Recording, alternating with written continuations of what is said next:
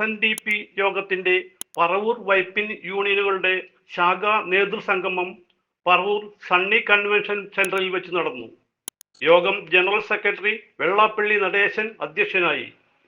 അമരക്കാരൻ നമുക്ക് പകർന്നു തരുന്ന വാക്കുകൾ ഊർജമാകും. തീർച്ച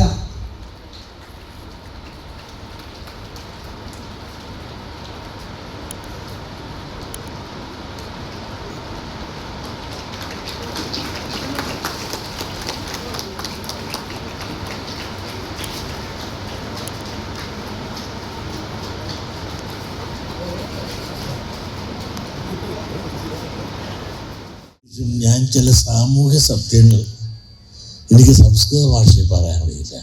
ഇവിടെ സാധാരണക്കാരുടെ ഭാഷയിൽ ഞാൻ ഗ്രാമവാസിയായി ജനിച്ച് വളർന്നുകൊണ്ട് ഗ്രാമത്തിൽ പാവങ്ങളോടൊപ്പം വളരുകയും പ്രവർത്തിക്കുകയും ചെയ്ത് വളർന്നു വന്നവൻ എന്ന നിലയിൽ എനിക്ക് ഗ്രാമഭാഷയിൽ പറയാനേ അറിയാവുള്ളൂ.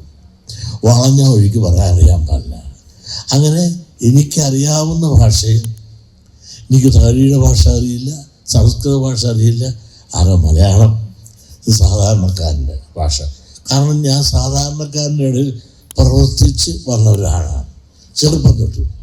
അതുകൊണ്ട് എനിക്ക് സാധാരണക്കാരൻ്റെ വേദനയും പ്രയാസങ്ങളും ദുഃഖവും നല്ലപോലെ തൊട്ടറിയാവുന്നവനും 20 വയസ്സുള്ളപ്പോൾ തൊട്ട് അന്നുള്ള ഓരോ പാവപ്പെട്ടവൻ്റെ ഭവനങ്ങളിലും കയറി ഇറങ്ങി നടന്നവൻ്റെ ദുരിതവും ദുഃഖവും തൊട്ടറിഞ്ഞ് അവനോടൊപ്പം നിന്ന് പ്രവർത്തിച്ച് വളർന്നു വന്ന ഒരാളാണ് ഞാൻ. അവരാണ് എന്നെ വളർത്തിയത്. അതുകൊണ്ട് തന്നെ ഇവിടുത്തെ സാധാരണക്കാരുടെ ഭാഷയും പ്രവർത്തന ശൈലിയും അല്ലാതെ എനിക്കറിയില്ല. അപ്പോൾ ഈ പറഞ്ഞു വരുമ്പോൾ ചിലപ്പോൾ ചില വളഞ്ഞ അക്ഷരമൊക്കെ പറഞ്ഞേക്കും. അത് ഗ്രാമത്തിലെ ഭാഷയാണ്. അത് ഉടനെ എടുത്ത് വിമർശിച്ചിട്ടോ വക്രീകരിച്ച് പറഞ്ഞിട്ടോ കാര്യമില്ല. അത് ഇനി അതുപോലെ തന്നെ വന്നുകൊണ്ടിരിക്കും. യൂണിയൻ ചെയർമാൻ CN രാധാകൃഷ്ണൻ സ്വാഗതം ആശംസിച്ചു. യോഗം വൈസ് പ്രസിഡന്റ് തുഷാർ വെള്ളാപ്പള്ളി സംഘടനാ വിശദീകരണം നടത്തി.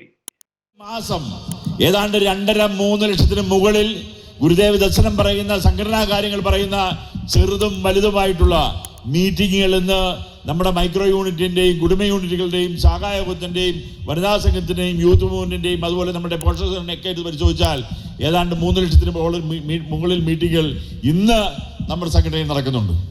അങ്ങനെ ചരിത്രപരമായിട്ടുള്ള വലിയ വളർച്ചയാണ് SNDP യോഗത്തിന് സംഘടനാപരമായി ഈ കാലഘട്ടത്തിൽ നമുക്ക് ഉണ്ടാക്കിയെടുക്കുവാൻ കഴിയുന്നത്.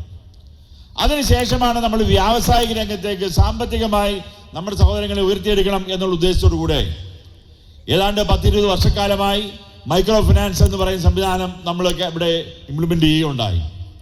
ഈ മൈക്രോ ഫിനാൻസ് വന്നപ്പോൾ ഏതാണ്ട് കേരളത്തിന്റെ 10-15,000 കോടി രൂപയോളം പണം നമ്മുടെ സഹോദരന്മാർക്കും നമ്മളിവിടെ വിതരണം ചെയ്തുകൊണ്ട് വലിയ വിപ്ലവകരമായിട്ടുള്ള മാറ്റം തന്നെയാണ് കഴിഞ്ഞ ഏതാണ്ട് 10-25-30 വർഷക്കാലം മുമ്പ് കൊണ്ട് നടന്നിട്ടുള്ളത്.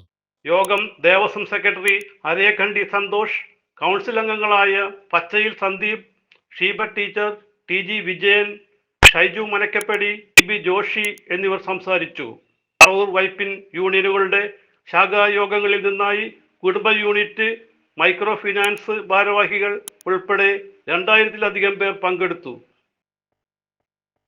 CJ Joy, city voice news bureau, north Paravur.